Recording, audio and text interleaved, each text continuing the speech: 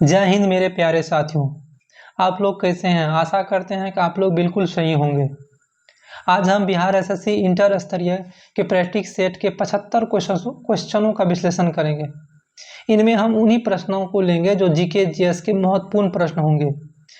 तो चलिए शुरू करते हैं समय नहीं गंवाते हुए। आप लोगों में से एक मेरे साथी ने कमेंट किया था कि आपका वीडियो रेगुलर क्यों नहीं आता है। तो मैं आप लोगों को बता दूं, मेरा वीडियो रेगुलर इसलिए नहीं आता है कि मैं रेलवे में जॉब करता हूँ, जिसके चलते मुझे समय नहीं मिल पाते हैं। तो इसलिए जितना भी समय मिल पाता है उसी में से हम आप लोगों को देने का प्रयास करते हैं। तो चलिए शुरू करते हैं, समय नहीं गंवाते हुए। बात होते रहेगा। तो चलिए शुरू करते हैं। पहला प्रश्न है कि 6.5 pH मान वाले 1 विलियन में HCl की कुछ बूंदें मिलाने पर क्या प्रभाव पड़ेगा। तो इसका जवाब आप खुद ब खुद दे दीजिएगा।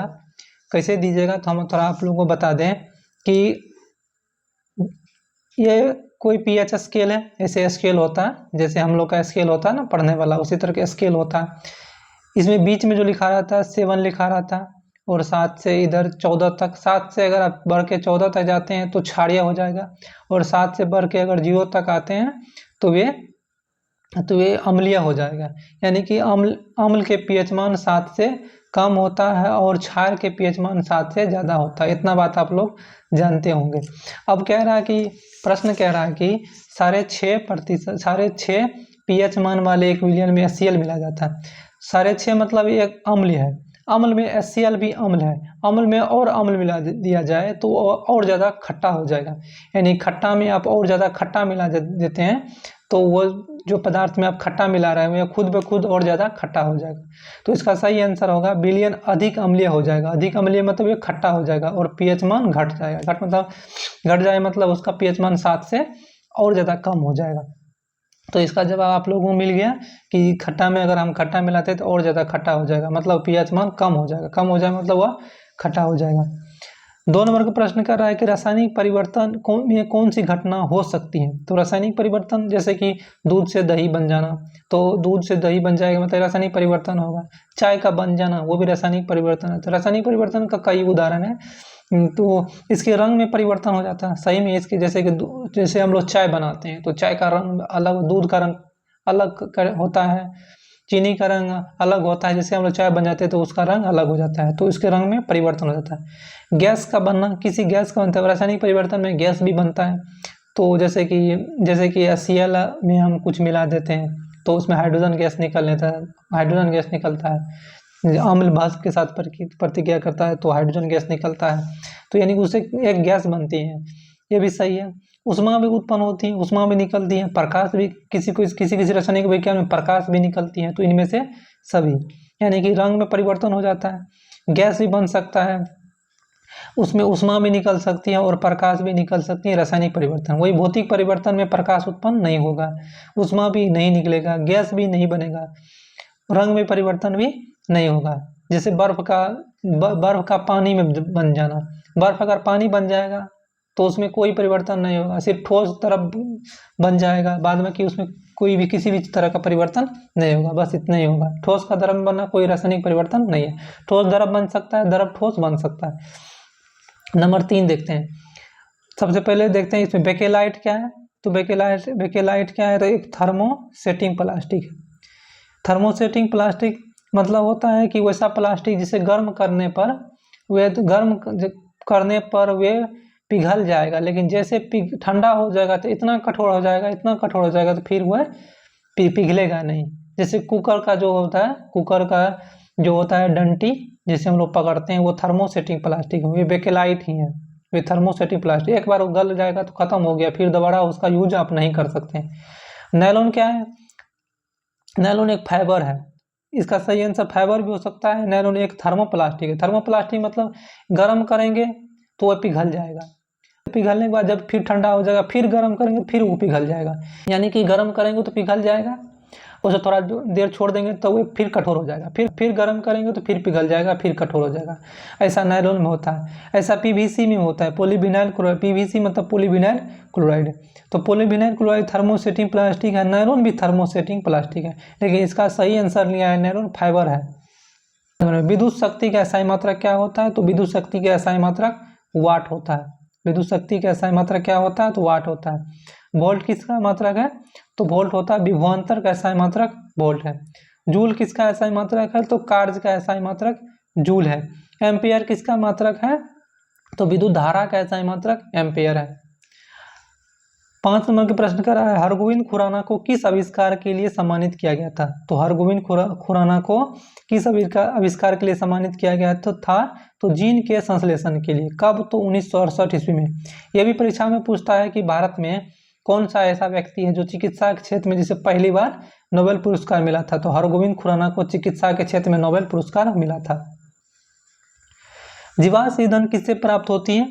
बताइए। जीवाश्म मतलब होता है जो चीज पहले जिया हुआ था, मतलब जीवित था, बाद में वो मर गया और ईंधन बन गया। ईंधन मतलब जलने वाला चीज बन गया, तो उसे कहते हैं जीवाश्म ईंधन। यानी कि जीवित जीव जब मर जाते हैं तो उसके जो हजार लाखों साल के बाद जो अवशेष मिलता है उसे हम लोग जीवाश्म कहते हैं।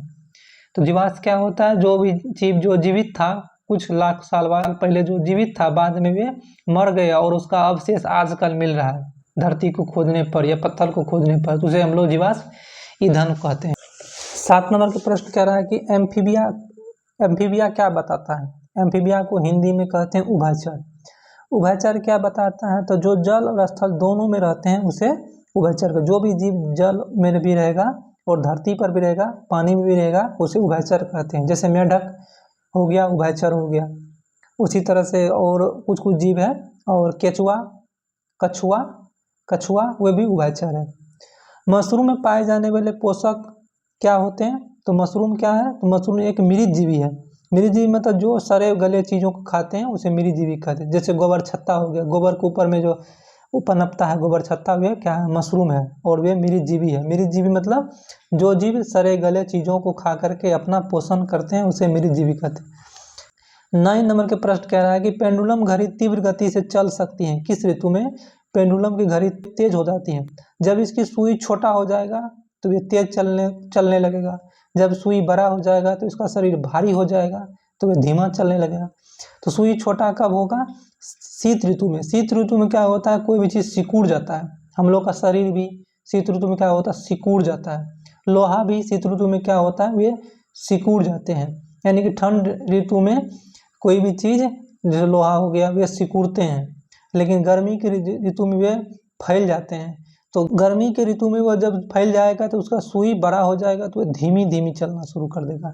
और सर्दी के ऋतु में तो वह सिकुड़ जाएगा, वह छोटा हो जाएगा तो उसका शरीर हल्का हो जाएगा, वे फास्ट चलना शुरू कर देते हैं घड़ी।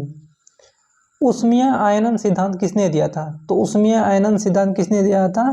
तो M.N. साहा ने दिया था, मेघनाथ साहा ने दिया था। ताप बढ़ने के साथ द्रव की श्यानता क्या होती है? तो ताप जैसे बढ़ाएंगे द्रव की श्यानता घटती है। श्यानता क्या होता है? इसे अपना भाषा में समझिए। श्यानता मतलब होता है चिपचिपा चीज। जो भी चीज ज़्यादा चिपचिपा होगा तो उसका श्यानता अधिक हो गया, और कोई भी चीज़ कम चिपचिपा होगा तो उसका श्यानता कम है। यानी कि अगर हम चिपचिपा चीज़ को आग पर देकर गर्म करेंगे तो वह उसकी श्यानता कम हो जाएगी, यानी कि चिपचिपा उसका घटेगा, कम होगा। जैसे पानी की श्यानता कम होता है, उसी तरह से गोंद जो होते हैं जिसे हम लोग पेपर किताबर को चिपकाते हैं उसकी श्यानता ज़्यादा होती है। 12 नंबर के क्वेश्चन कह रहा है कि कोशिका में मौजूद जेली जैसी तरल पदार्थ होती है। कोशिका में जो मौजूद होती है जेली जैसी तरल पदार्थ होती है उसे क्या कहते हैं? उसे साइटोप्लाज्मा कहते हैं। इसको आप लोग याद रखिए, साइटोप्लाज्मा होती है, एक जेली जैसी संरचना होती है, कोशिका के अंदर होती है, उसे साइटोप्लाज्मा कहते हैं। निम्नलिखित में किस वैज्ञानिक ने अपने बेटे के साथ भौतिक का नोबेल पुरस्कार के सह विजेता रहा? यानी कि इस कौन सा वैज्ञानिक था जो अपने बेटे के साथ भौतिक का नोबेल पुरस्कार जिसे दिया गया था? तो विलियम हेनरी बेग को दिया गया था। विलियम हेनरी बेग को दिया गया था।